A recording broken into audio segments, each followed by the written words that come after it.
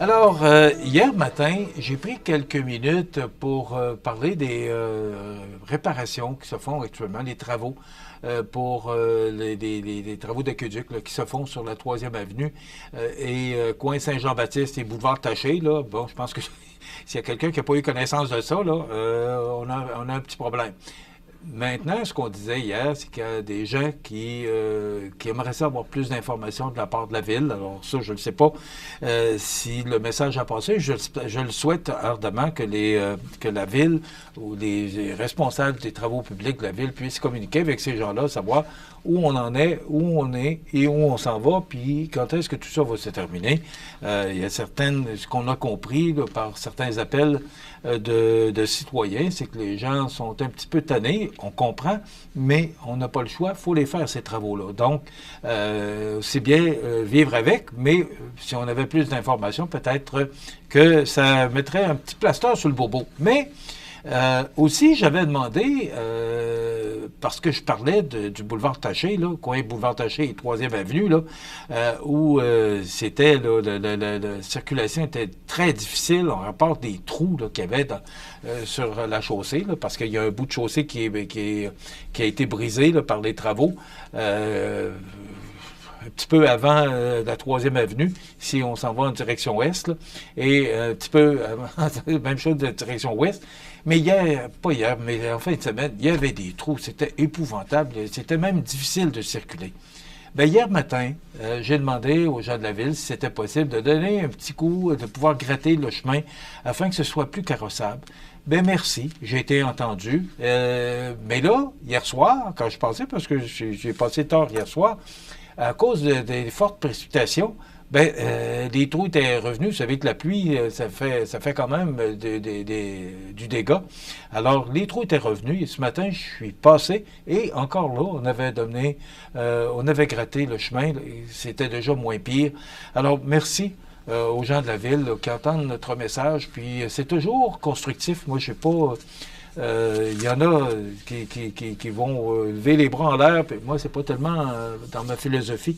C'est peut-être plus de passer un message respectueux et de dire, bon, si moi je le sens, d'autres le sentent aussi. Alors, ces gens-là qui travaillent pour la Ville, ils sont là pour nous servir, oui, mais je pense que le fait d'être respectueux envers eux, vous savez, c'est pas évident et regardez le nombre de démissions de conseillers, conseillères, là, depuis les dernières élections. C'est pas toujours évident. Il en est de même pour les employés qui sont critiqués. Des fois, il y en a qui ont pas toujours la façon de dire les choses de façon respectueuse et eux, ils effectuent le travail qu'on leur demande. Alors, tous ces gens-là, que ce soit tant les gens qui travaillent pour la Ville, ou encore les gens qui la dirigent, ou encore les gens qui la conseillent par rapport au conseil municipal, je pense qu'on doit être respectueux et la preuve, c'est qu'hier matin, j'ai tout simplement demandé si c'était possible de pouvoir gratter le chemin parce que, bon, je l'ai mentionné, la valeur des voitures d'aujourd'hui, là, on demande d'avoir des chemins carrossables et là, vraiment, c'était difficile. Alors, je me suis permis d'en parler et j'ai été entendu. Merci. Et je demanderais, par exemple, aux employés de la Ville, si c'est possible, de jeter un œil pour s'assurer que ce soit plus facile à circuler dans ce coin de la Ville qui est le coin boulevard Taché et 3e avenue. Merci aux employés qui ont entendu ce message. Une première saison réussie au nouveau jardin collectif de Saint-Pamphile. C'est un jardin là, qui a été constitué, une quarantaine de personnes là, qui ont levé la main pour organiser ce jardin collectif à Saint-Pamphile.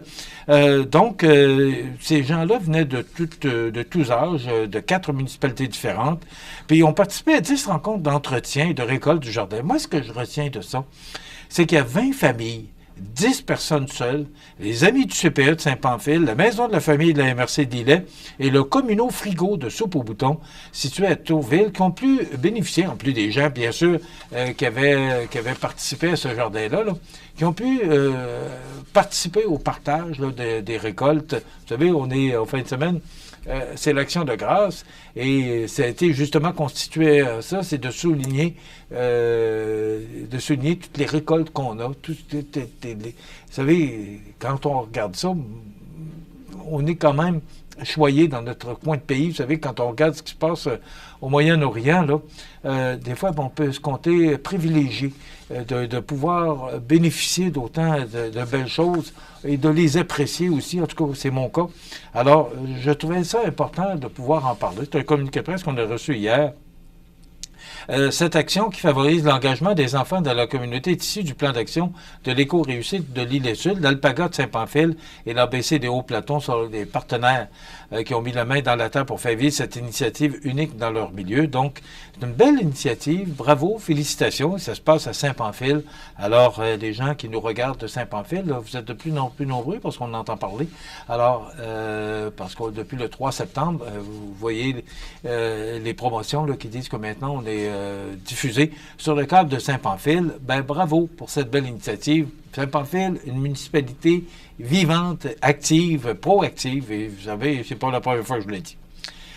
Une campagne, justement, on parlait de municipalité tout à l'heure, puis on parlait de travaux publics, puis on parlait des conseillers, conseillères, les gens qui travaillent dans la ville. Ben, il y a une campagne nationale sous le thème « Ta municipalité s'en occupe » visant à valoriser le rôle indispensable des municipalités, qui a été lancée par l'Union des municipalités du Québec. Vous savez, on se dit toujours ben moi, je paye des taxes, je veux avoir du service. Oui, vous avez entièrement raison. Peu importe, quand on paie quelque chose, on espère avoir un produit ou un service.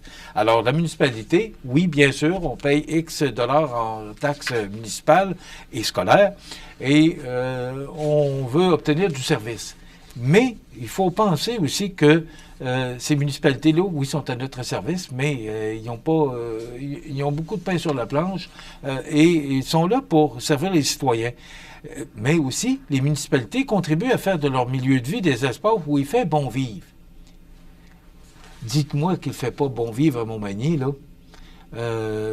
On est quand même choyé avec cette belle ville sur le bord du fleuve, les montagnes. Je regardais ce matin, si vous avez l'occasion, si vous sortez ce matin, regardez les montagnes ce matin vers aux alentours de 7 heures quand je suis arrivé au bureau, là, pour les gens qui connaissent l'endroit où on est, là, au 14 chemin des Poiriers, là, dans l'édifice Mallette. On a une vue superbe sur les montagnes, sur le fleuve. C'était magnifique ce matin. En plus, les montagnes qui changent de couleur. On est dans un beau coin de pays. Donc, que ce soit par l'aménagement urbain, les loisirs, la sécurité ou encore le développement économique, les municipalités sont au cœur du quotidien des citoyens et travaillent pour répondre à leurs besoins. Alors, vous savez que dans un an, ce seraient les élections municipales et le président de l'UMQ et maire de Varennes souligne l'importance de cette campagne. C'est qu'en tant que premier palier du gouvernement, les municipalités sont au cœur de la vie citoyenne.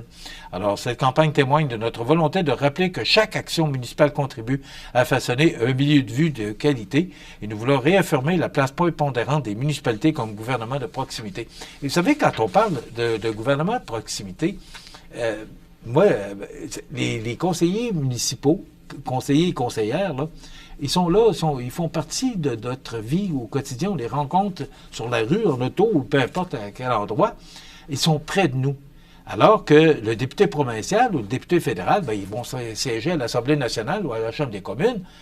On les voit moins. Ils sont là. Et puis, j'enlève rien au travail qu'ils font, pas du tout. Mais on les voit moins parce qu'ils sont à Québec ou à Ottawa. Alors que nos conseillers et conseillères de Montmagny, ils sont à Montmagny. Alors, ils sont un peu plus souvent confrontés à des fois des gens qui ne sont pas contents de certaines choses. Mais ils sont là pour nous servir, oui. Mais je pense que tout se dit, tout dépend comment c'est dit. Ça a toujours été mon principe. Alors, merci à ces gens-là qui s'impliquent parce qu'on en a besoin. Et comme vous voyez, les démissions qu'il y a depuis quelque temps, parce que c'est difficile de siéger dans un conseil municipal, ben, je pense qu'on doit être respectueux de ces gens qui s'impliquent et qui assurent le bon fonctionnement de notre ville. Vous avez sûrement remarqué le bateau, là, le canot qu'il y a au coin de Saint-Ignace et du bassin sud, qu'on appelle le Rabasca. C'est un magnifique bateau qui a été peint par l'artiste Yannick Picard, qui agrémente le décor du circuit des Trois-Ports au Montmagny. C'est vraiment magnifique, ce canot-là. Cette embarcation était à l'origine utilisée par les Algonquins, alors que les explorateurs français et canadiens l'ont aussi adopté pour accéder à l'intérieur de l'Amérique du Nord au 17e et 18e siècle, tout comme les voyageurs et les commerçants jusqu'à la fin du 19e siècle. Donc, ce qu'on nous dit, c'est une idée de Patrick Morancy, là, qui est coordonnateur là, au tourisme de la ville de Montmagny. Quelle belle idée, Patrick, bravo. Et aussi, ce qu'on va faire, c'est qu'on va installer l'histoire du Rabasca là, prochainement, d'ici quelques semaines. Donc, les gens qui viendront, les gens de Montmagny ou les gens qui viendront nous visiter pourront avoir les explications de ce que je vous cache pas que moi aussi, je me demandais comment ça, on avait mis un canot là. Et là, ben, ça a répondu à mon questionnement. Le Rabasca était le navire de prédilection pour faire le commerce de la fourrure en raison de sa robustesse et de sa grande capacité de charge. Parce que vous allez voir que c'est quand même assez long. Plus près de chez nous, au 19e siècle, le Rabasca était également utilisé par les draveurs québécois pour transporter du matériel. Voilà, c'est une très bonne idée, bravo. Ce que j'ai compris, c'est qu'il appartient à la ville, ça fait partie du patrimoine de la ville de Montmagny. Bon, le temps passe quand même assez vite. Vous savez, ce qu'on dit dans le Journal de Québec de ce matin, c'est que les snowbirds, les gens qui vont traverser la Floride pour des lignes pour se rendre en Floride pour passer l'hiver, on leur conseille d'attendre un peu parce que il y a l'ouragan Milton qui doit toucher terre aujourd'hui. Et si ce n'est déjà fait, là, on parle des vents de 240 km/h. Même la mairesse de Tampa Bay qui aurait mentionné hier, là, si vous voulez survivre, il serait peut-être bon pour vous de quitter l'endroit parce qu'on parle de vent très fort. On parle vraiment d'un ouragan très fort. Là, dans le Journal de Québec de ce matin, on parle de catégorie 5 parce que le journal est imprimé hier soir. Ce matin, on parlait plus de 4, mais quand même, on parle de vent là, qui pourrait atteindre des 280 km/h, du moins si je me fie au texte d'Élisa Cloutier du Journal de Québec de ce matin. Alors, les snowbirds, là, de toute façon, il est tôt encore, parce que normalement, je pense que c'est plus, excusez-moi, c'est plus au mois de novembre que les snowbirds quittent pour la Floride, mais quand même, ceux qui auraient l'intention de partir, il faudrait peut-être attendre un petit peu de laisser passer ces ouragans là, qui se font quand même assez constants. Là. Il y a eu Hélène, il y a 2 semaines, là, qui a fait passablement de dégâts.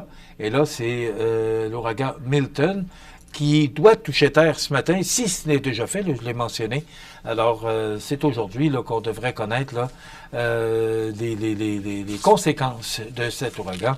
Alors, on a une petite pensée pour ces gens-là là, qui sont au cœur de cet ouragan.